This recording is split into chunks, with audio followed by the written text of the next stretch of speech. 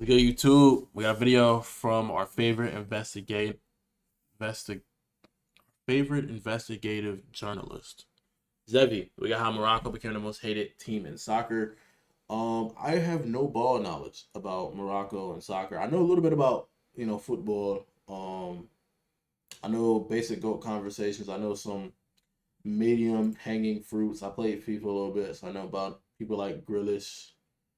I've been seeing Lamine Yamal recently, but I don't know no crazy ball. So today we're gonna have my dog Zevi. He give us a little crash course on how Morocco truly became the most hated team in soccer. As always, the main man Sly. Slide until time on some content. And without further ado, let's just slide right in. Slide right in. Talk to me. You see, the Moroccan national soccer team has a problem. They're currently the most disliked team in soccer. I like the creativity of his fit right here. The brown does clash with all these other colors, but he's the only one with it on. So I'll give him credit where credit's due. Soccer or football right now. Well, you see, during their match against Team Senegal, by the way, Team Morocco is in the white, Team Senegal is in the green. Okay, during their match against Team Senegal in the Africa Cup Finals, Team Morocco started doing some strange things to win. And by strange, I mean really strange, because at one point, Team Morocco starts stealing Team Senegal's towels. This is Senegal's backup goalkeeper. Goalkeepers are the people who block the balls with their hands. Goalkeeper Diouf putting his life on the line for a towel, because towels are a lot more important than you may think, especially for goalkeepers who need to constantly dry their hands so the ball doesn't slip through their fingers. The Moroccan players know this, so it starts off light. A Moroccan player takes a Senegalese goalkeeper's towel and tosses it over the stands. The Senegalese goalkeeper, his name is Mendy, remember that name, sees this and he says, all right, that was weird. Let me just go over and get my towel. Gets his towel. Mendy goes back in the game doing his thing. He comes back to his goal and his towel is gone again. The Moroccan player said, don't look at us.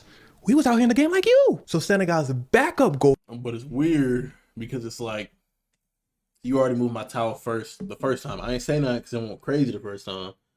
But you feel me? It's like, okay.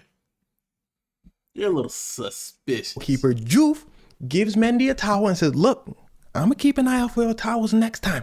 Diouf goes back in the cut. He peeking at the goal, trying to see who's taking Mendy's towels. The culprit strikes. A Moroccan ball keeper runs over, snatches the towel. Diouf says, hey. But to Diouf's surprise, the ball boy didn't care that he got caught. He looked at Diouf. He said, what? Diouf said, hey, jinne def la best wala danga dof. Boy, give my towel. Then Diouf, he said, what? Diouf said, hey, jinne def la best wala. Hold on. I didn't even catch it. I don't think I was gonna go back so I could replicate what he said, add that phrase to my bag. Not happening. I just want to know what he said. Didn't care that he got caught. He looked at Diouf. He said, what? Diouf said, hey, jinne def the demon slap you. Boy, give my towel. The ball boy said, I don't know what you said, but you ain't getting this towel. So Diouf goes over, start fighting the ball boy for the towel. The ball boy said, you shouldn't have done that. I don't know how to whistle. Other Moroccan ball boys start rushing over and it goes down. I can whistle. I can't whistle with like the two fingers, but I can whistle regularly. Them folk get to scrapping for that towel. But remember what I told you, Diouf's the backup goalkeeper. He not letting go of the prize. It gets to a point where they start dragging Diouf off the field, towel in hand. Diouf looking around, he said, where the officials at? The officials rush over. They said, what's the problem, Diouf?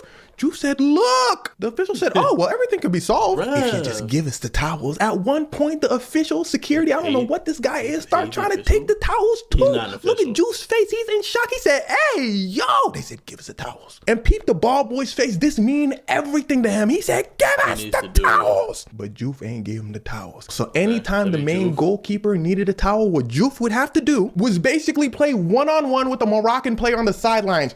Try to juke him and rush. Yeah, imagine, bro. You have to hit it with a dig route, spin move to give someone a towel, and you're a backup goalkeeper. Over to the main goalkeeper, Mendy, so Mendy can dry his hands. So it may come as no surprise to you that on the field, questionable calls start going towards Morocco near the end, and things start getting heated. So heated that Senegal's team walked off the field. But Senegal's superstar and one of the greatest soccer players of all time, Sadio Mane, commanded them to... See, I don't know enough ball. I don't know who bro is, bro.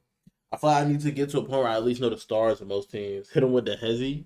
Not for sure. Get back on the field. He said, He had no calls this, choice. He calls had to that, hit him with Senegal in one. So Senegal gets back on the field. A Moroccan player shoots a penalty kick, which is kind of like a free throw, but he tries to do this sort of fancy penalty kick called a panenka so he can embarrass the Senegalese goalkeeper, but the Senegalese goalkeeper's hands were dry and he caught that ball. Senegal goes on to score a goal of their own and they win the tournament. And where it starts to get wicked is Morocco.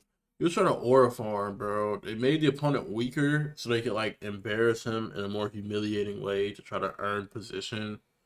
But it's like, again, it's like there's very few ways making your enemy weaker gives you like aura points.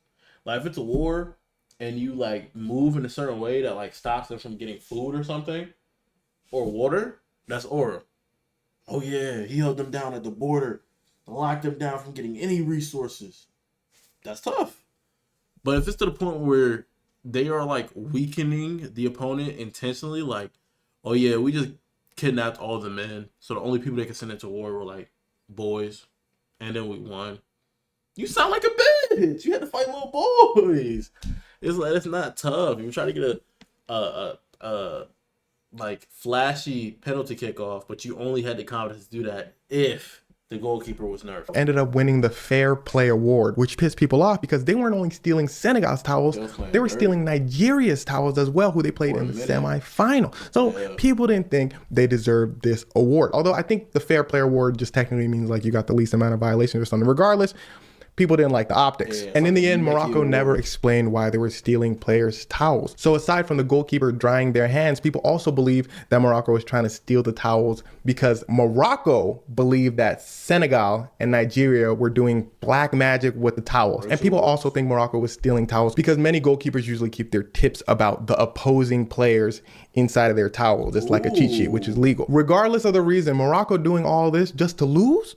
That's embarrassing. Now I'm adding this part in for my YouTube watchers because this is actually much worse for Morocco than it may seem. Because the thing is, they're slated to host the 2030 World Cup. They're co-hosting with Spain and Portugal. And why they're slated to co-host the 2030 World Cup is because they spent billions of dollars on their infrastructure. Billions of dollars to build this stadium. Why might they do that, you ask? Because when you host the World Cup, you get a lot of cash, especially because of the tourism. Millions of the world's richest people come to your country to watch the World Cup. They spend a lot of money. They say, wow, this country is beautiful. They decide to come back, spend more money. Your country instantly gains a bunch of cash, like forever. This is why in the 2026 World Cup that's happening in America, so many different places want to host their own section of the World Cup because they all want that piece of tourism. That's why you got World Cup matches happening in like Nashville, and they're all not being headed in like the big cities. Everybody wants a piece. But them trying to steal.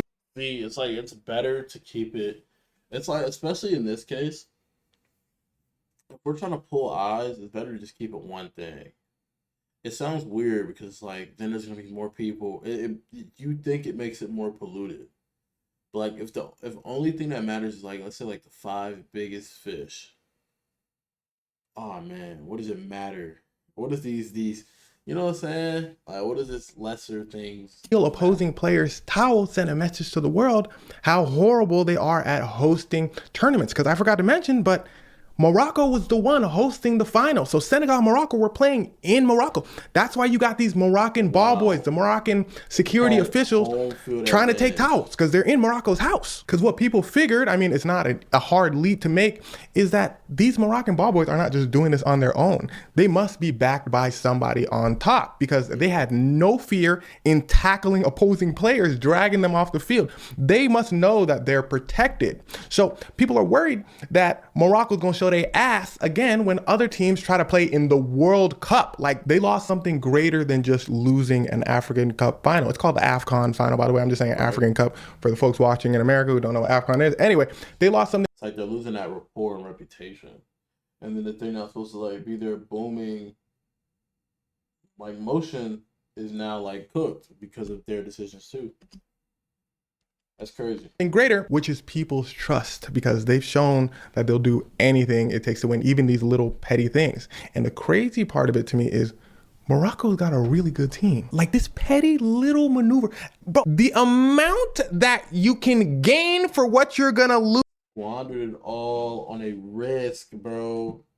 On a minor setback for major comeback, bro. Was not worth it. Think about if that's worth it. And what I mean by that is you taking a towel to get a slight edge on the goalkeeper's hands being wet or dry is one thing. But you don't seem to be weighing the overall consequences of stealing opposing people's towels. How much of an edge is that towel really gonna give you versus the fact that now nobody in the world trusts you to host a World Cup? You spend billions of dollars on everything because you're trying to take towels. It's not worth it. Just play the game. Try to win the game. You're not getting that much from the towels. You understand what I'm saying? At the end of it all, the head of FIFA scolded both Senegal and Morocco. Senegal for walking off the field when they kept getting screwed on penalties, and Morocco for the towel incident. He said it was pretty much a disgrace. People were then asking for more repercussions for Morocco from FIFA, but FIFA just kept his mouth closed. Morocco is set to co-host the World Cup in 2030. I'm sure FIFA doesn't want the situation to get any worse than it is. They just want to stay quiet, let everybody forget about it, and Morocco hosts 2030. And I think most people are okay with the whole thing blowing over because at the end of the day, again, Morocco still lost. Meet the man who ran. You know, you think you catch it, but you don't catch it. You think you catch it, but you don't. You see, this is what the lack of outro does. You see the Morocco? It does that, man. Appreciate y'all for watching. As always, main man Slaw. And yeah, make sure you stay happy, healthy, hydrated. Catch you in the next.